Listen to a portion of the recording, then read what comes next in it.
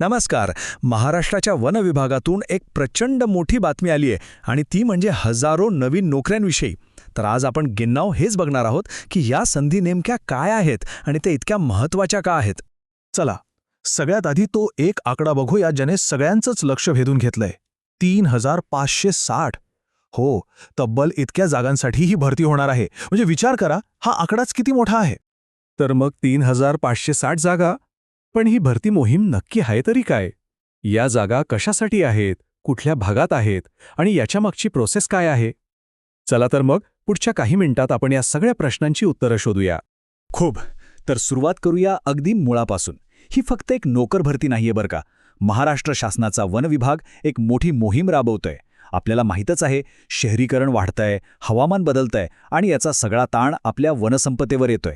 त्यामुळेच राज्याच्या या खजिन्याचं संरक्षण आणि संवर्धन अजून मजबूत करणं हा यामागचा खरा उद्देश आहे. आणि हो, आपण हे जे काही बोलतोय ना ते हवेत नाही. त्याचा आधार आहे हे अधिकृत प्रसिद्धीपत्रक. या स्लाइडवर तुम्हाला तेच मूळ डॉक्युमेंट दिसतंय. याच पत्रकातून ही सगळी घोषणा झालीय, ज्यामुळे आपल्या माहितीला एक पक्का, ठोस आधार मिळतो.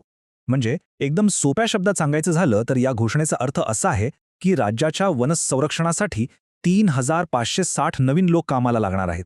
किती सरळ आणि किती मोठी गोष्ट आहे ही. ठीक आहे, आकडा तर कळला आपल्याला, पण या 3,560 जागा नक्की कोणत्या पदांसाठी आहेत? आपण ऐकतोय वनसेवक, वनरक्षक, पण या नावांचा नक्की अर्थ काय, यांच्यावर जबाबदाऱ्या तरी काय असतात? चला आता हेच जरा खोलात जाऊन बघूया. अगदी सोप्या भाषेत सांगतो, वनसेवक किंवा वनरक्षक म्हणजे फॉरेस्ट गार्ड.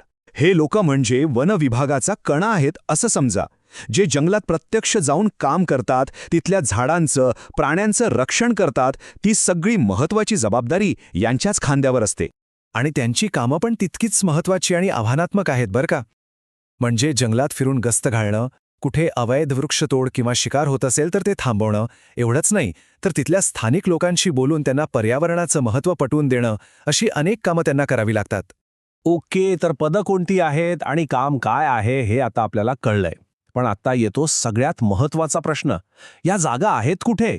चला आता संपूर्ण महाराष्ट्रावर एक नजर टाकूया आणि बघूया की कोणत्या जिल्ह्यांमध्ये नोकरीच्या सर्वाधिक संधी आहेत. आणि आपण जी काही आकडेवारी पुढे पाहणार आहोत ती थेट या अधिकृत यादीमधूनच घेतलेली आहे. या स्लाइडवर तुम्हाला तो मूळ कागदपत्रच दिसतोय, जिथे प्रत्येक जिल्ह्यात किती जागा रिकामी आहेत हे दिलेलं आहे. त्यामुळे ही माहिती 100% खरी आहे. आणि ही आहे ती जिल्हानिहाय आकडेवारी. बघा, या तक्त्यामध्ये एकदम स्पष्ट दिसते, नांदेड जिल्हा तब्बल 760 जागांसह सगळ्यात पुढे आहे. त्यानंतर जिथे घनदाट जंगलं आहेत त्या गडचिरोलीत 544 जागा आहेत. आणि मग वाशिममध्ये 398. यावरून एक अंदाज येतो की नक्की कोणत्या भागांना जास्त मनुष्यबळाची गरज आहे.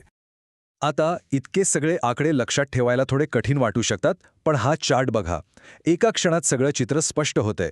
नांदेड, गडचिरोली आणि वाशिम हे 3 जिल्हे म्हणजे ह्या भरतीचे हॉटस्पॉट आहेत. सगळ्यात जास्त संधी इथेच आहेत. पण थांबा, एवढी मोठी घोषणा काही एका रात्रीत होत नाही. याच्यामागे एक मोठी प्रशासकीय प्रक्रिया असते. चला जरा पडद्यामागे काय घडलं ते बघूया आणि समजून घेऊया की हा निर्णय नक्की कसा घेतला गेला. ही सगळी प्रक्रिया आपण 3 सोप्या टप्प्यांमध्ये समजू शकतो. सगळ्यात आधी काय झालं तर वन विभागाने प्रत्येक भागातून माहिती गोळा केली की आपल्याला किती कर्मचाऱ्यांची गरज आहे.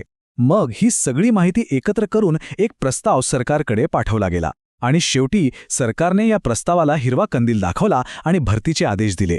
अधिकृत पत्रकातलं हे एक वाक्य खूप महत्त्वाचं आहे. यात लिहिलंय की प्रादेशिक स्तरावरून प्राप्त झालेल्या आकडेवारीच्या आधारे हा प्रस्ताव तयार करण्यात आला. याचा अर्थ काय? याचा अर्थ हा की ही भरती कुठल्या तरी अंदाजाने नाही, तर प्रत्यक्ष जमिनीवरची गरज ओळखून व्यवस्थित माहिती गोळा करून केली जात आहे. म्हणजे शेवटी या हजारो पदांच्या भरतीचा उद्देश फक्त नोकऱ्या देणं इतकाच मर्यादित नाहीये, तर राज्याच्या पर्यावरण संवर्धनाच्या कामाला तळागाळातून एक नवीन ताकद देणं, हा त्यामागचा खरा हेतू आहे. हे नवीन रक्षक महाराष्ट्राच्या वनसंपदेचं भविष्य सुरक्षित ठेवण्यात खूप मोठी भूमिका बजावणार आहेत. आणि म्हणूनच जाता जाता एक महत्त्वाचा प्रश्न मनात येतो. विचार करण्यासारखा प्रश्न आहे हा.